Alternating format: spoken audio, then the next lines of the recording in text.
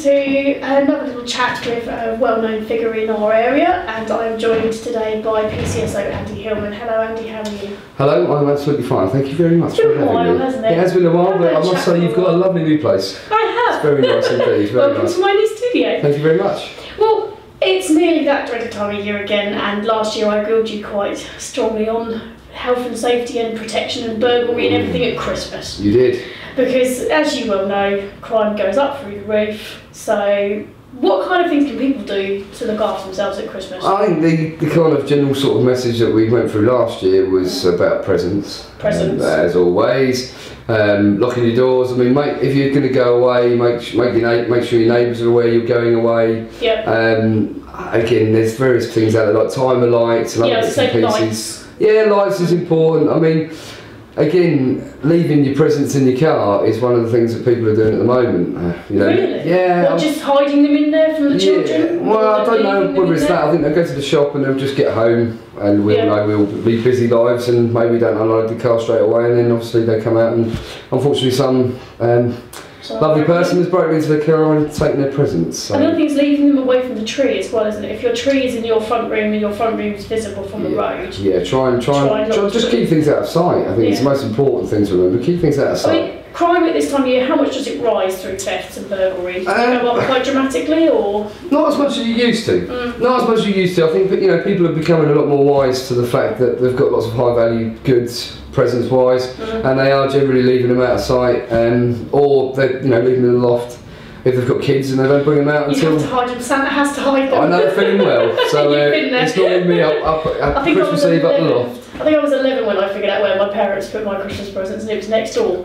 Oh right, okay. Well, caught them out. See, I don't know what you're talking about because Father Christmas still exists. So. The other thing as well with car crime in particular, I mean this time of year, leave your car locked because like you said, if you've got a bag full of presents, you like that, go back out and check your car, because I've walked past several recently with the window open.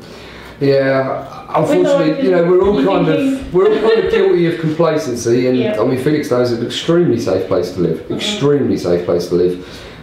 We do have various crime, and unfortunately, we'll never get away from the fact that we are going to have crime. Yeah. The idea is that you try and make it harder for people to take your stuff. But some have said that obviously there's been gangs coming in from the lower end of Ipswich, coming into Felixstowe around the rural areas and sort of breaking into garages and stealing scrap and presents and cars and all sorts of things. So has that been on the rise, or is that just at the moment? It's kind of speculation as to where the offenders come from. Yeah. People think they might come from the east of Ipswich. People think they come from Lowestoft, people think they might come from Great Yarmouth. We don't know where they come from, but yes, metal theft is still big at the moment, especially in the rural areas. They're leaving bits and pieces, lawnmowers laying about, and they come back and they're gone. So because I suppose anybody who comes into the area, if you know all the cars where you live and you spot a suspicious vehicle, I think I've even texted you before, haven't I? Said Andy, I've seen a van driving around with no number plate on. You have, yeah. If you see something suspicious, call it in. Yeah, but you're not all getting my phone number, you know that, don't you? It's 101. That's the one, 101. Yeah, 101. Text 101. Or if it's an emergency, 999, please. But I have called up 101 a couple of times recently, and I did help prevent a load of theft from our local church. Right. There was a van cruising around on my area, and I rang them up and said, I've never seen this van before. And they said, we'll send an officer out. The officer came out, pulled it over, had a load of stuff in the back already. Right, nice one. So and that's what I've been told. But it does pay to ring up if you notice. It does. So, I mean, to be fair, every person who rings up, if you get the index number of the van, it doesn't even have to get allocated to an officer, because the call taker does a P&T check and they can find out where their van comes from. It was really, they were really polite, really helpful on the other end of the phone. There was no delay in getting somebody out. Yeah. I mean, it doesn't matter, does it really, if it's a vehicle, if you see somebody loitering around a house? Yeah, I mean, we've had calls about people knocking on, not doing door-to-door knocks, and the fact that they don't think their neighbour's in. Can someone go and have a look? And if we're available, we will go and have a look. There's no problem at all. The other thing is bogus collections at this time of year as well. Have they increased? Is there a lot of them going around? I'm touching wood when I say this. I really am touching wood when I say this, and I know that if I say this, it's going to happen. But at the moment, no. Because it's like hasn't been charity. People often get the charity things that they've maybe nicked from somewhere else. Yeah, or they make one up. Made one up and gone back. We haven't had. No. Again, touch wood, we haven't had any yet. But again, ask for ID, isn't it? Always say, can always I see your ID. It's not good enough for someone just to be holding one of these little kitty things. No. They need ID. They need to be registered. And if you've got any crimes, just don't give them any money. Yeah, just that's the way to do it. Lock the door and maybe call up and say there's somebody in the area. Yeah. Because I think, do you find that that's still a case where people feel that they can't call for an officer? Do you still feel that you hear about something after the fact, like, oh, by the way, I saw a strange person walking around? Yes. And you think, why didn't you ring it in? Yeah. Do you still find we still get that? We still get that, sure. And we probably will always get that. You're right, but it is quite frustrating when they say, oh, we saw a van and it had it was loaded up with scrap, and actually we found out later that the church roof, the lead had been taken. Yep. But we put 2 and 2 together, and we didn't call you at the time, Too late. Yeah, the advice would be just give us a call. Too late. Just call. The other thing as well is if it happened to you as a person, you'd like it if your neighbour called up. Yes, you would. So that's the way I always look at it, is if I'd like it if somebody saw someone try and nick my bike. Ring in. So that's how I always look at it. Christmas, and another thing with Christmas, drink driving always comes about. Drink driving's huge. I saw the new campaign you're rolling out. There's an ACPO campaign at the moment that runs from the 1st of December to the 1st of January. I mean, I'll talk statistics really.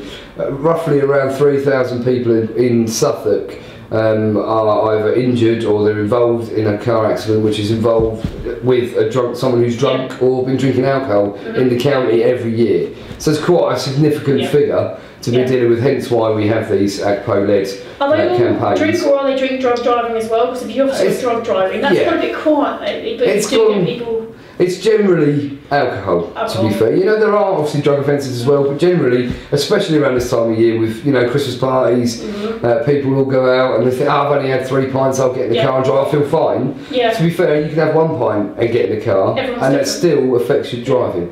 So my advice is don't drink anything, or if you are going to drink, plan your way home. Plan a taxi or get a designated driver.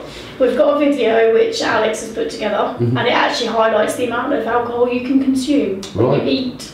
Yeah. Because a lot of people eat their way over the limit with mince pies and stuff. It sounds a bit far-fetched, no. but it actually does happen. Yeah, no, I can. There's a video on our site soon. I mean, the limit for alcohol at the moment, or alcohol driving, is 80 milligrams of alcohol per 100 millilitres of blood, or it's 38 milligrams of breath. So if you blow over 38 on a police Drager or breath machine, then you're over the limit. And that could be one alcoholic beverage. Yeah, some lagers are stronger than others, some wines are stronger than others. Yeah. You've always got, I always check the bottle now myself, because I was horrified to find out that WKD Blues put me over the legal drinking limit.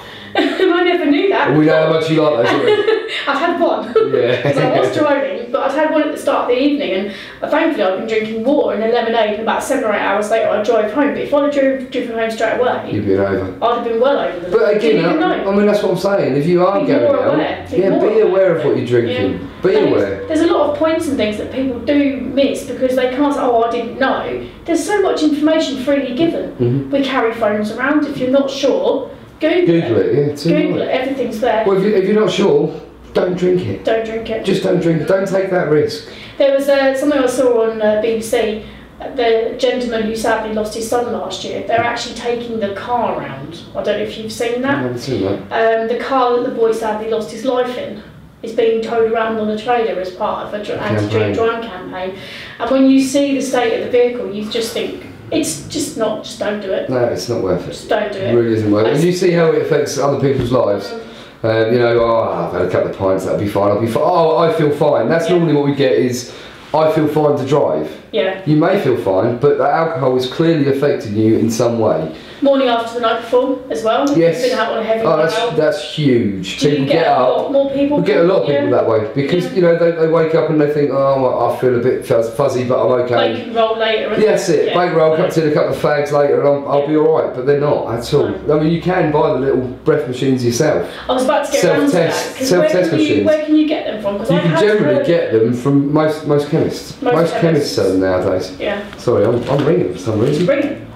It's okay. It's fine. But yes, you can get it from most chemists, and you know, if you are going to go out on a night out and you do need to drive the next day, just take it easy. You know, have an alcoholic drink and then maybe a water or a soft drink. The other thing is, don't get in the car with somebody that you know has been drinking as well, because that's something else with office parties. You know, you've been out with all your mates and stuff. If you've seen them put away 3 lagers.